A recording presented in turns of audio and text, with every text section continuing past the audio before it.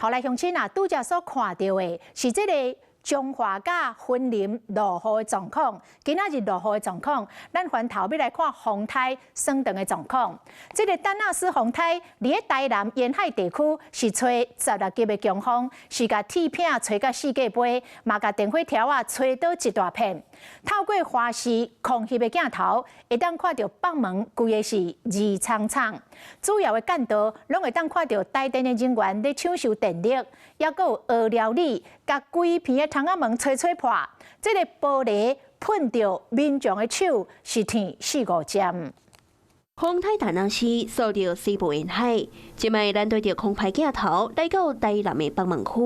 主要干对电火条啊倒几排，沿路拢会当看到台电的工程车无用咧修理。附近的太阳能板毁损甲正严重，面体厝顶这欠一块，遐欠一块，规间厝看现现。蚵仔料理是搁较严重，厝顶有搁落地红线甲海气铁片，甚至窗仔门拢变形，随时有可能会落来。风甲雨对毋对？我甲说咧，哦，嘣一声。我规头规面拢会。二楼的窗仔门互大风扇一个破去，即摆敢来当暂时用胶布小紧一下。身躯也规个啦，啊参遮嘛有，啊这嘛是挂着的，几针？天4、5针的啦。想起着当时的情形，基面过惊，身躯顶拢是互破去的玻璃挂着的痕迹。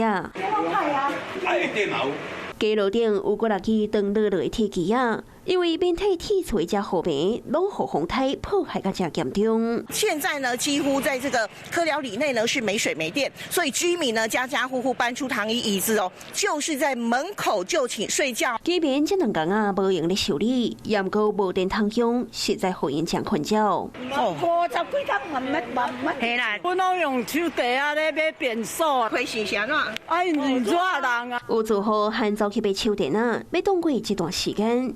就连便利商店内底嘛拢按无保，冰箱内饮料甲食物拢害去，店家喊大告示叫消费者买买。今天就马上要把它报废掉，所以都用寄的。对啊，就是请客人再拿发票这样。这场天灾严重影响到南台湾，居民阁需要真侪时间恢复家园。